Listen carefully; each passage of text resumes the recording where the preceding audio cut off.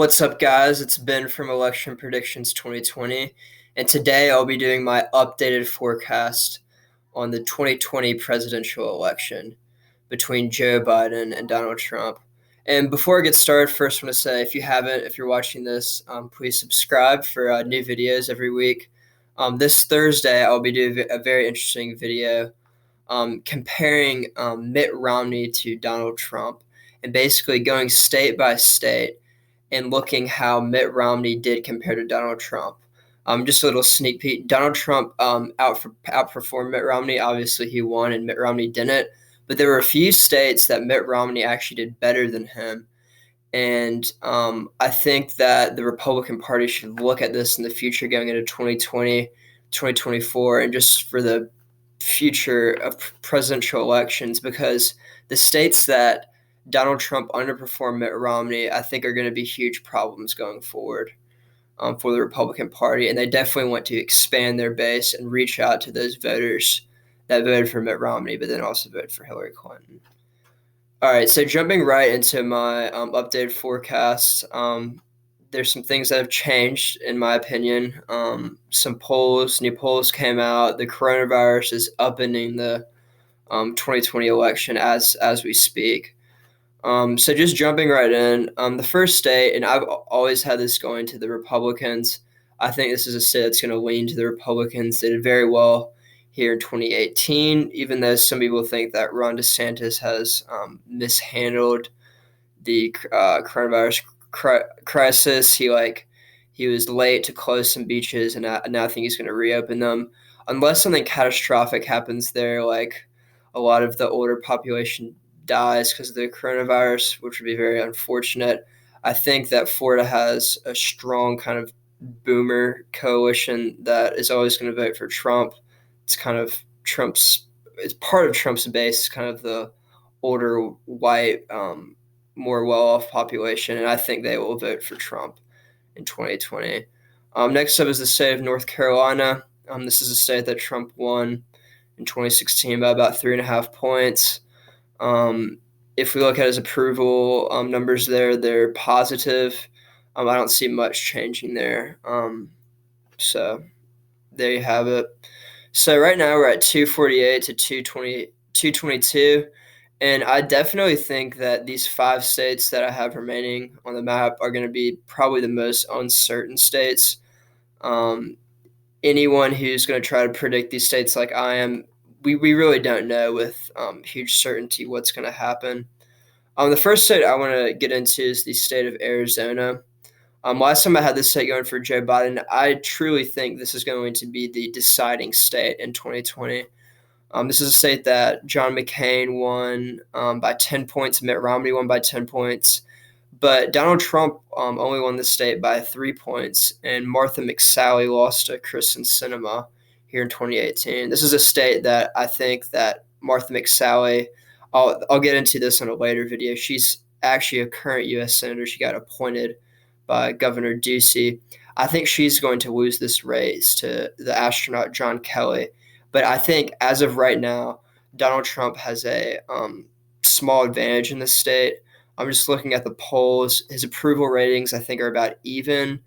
And, I mean, Donald Trump's approval ratings were underwater in a lot of states that he won in 2016. So I think Donald Trump will probably win this state by 1 or 2 points. Next up is the state of Michigan.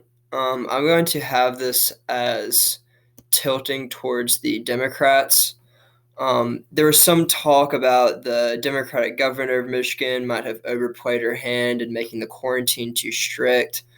And maybe more people will come out for Trump in 2016. Maybe some people who didn't turn out to vote, some of his white working class base will come out just because they're so angry about the quarantine. I think kind of this idea is like overplayed a little bit. African American turnout was very low, like in Flint and Detroit. And I think especially if the Joe Biden appoints the governor to be his vice president, I think that Joe Biden will win the state of Michigan. Next up is the state of Wisconsin, and nothing really has changed here. Wisconsin has a large white population. I think it's like 85 or 86%, even more so than Michigan and Pennsylvania. And typically, like the white working class, the Rust Belt, kind of that's Donald Trump's base, and I think they're going to stick with him in 2020. Scott Walker in 2018 very narrowly lost the governorship. It was a lot closer than the polls had it. And I really think that Scott Walker would have won if it was a presidential election year like 2016 or 2020. I think he just got unlucky that the environment of the country, it was just the blue wave in 2018. But I think that will flip back to a certain degree in 2020. So next up is the state of Pennsylvania. Pennsylvania is a state that is very close to Joe Biden, and I think Joe Biden will for sure make a play for this. But actually, looking at more of the data and even some of the polls, I wasn't really familiar with a lot of these polls.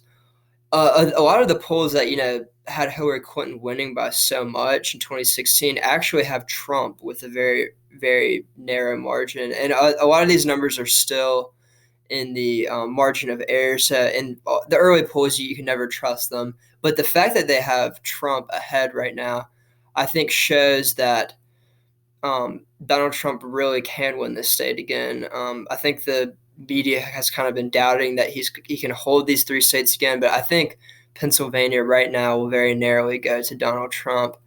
And just looking into the approval numbers by state, Pennsylvania is one of these states where he's only has a negative approval of -1. And looking at Arizona, he actually has a positive approval, North Carolina.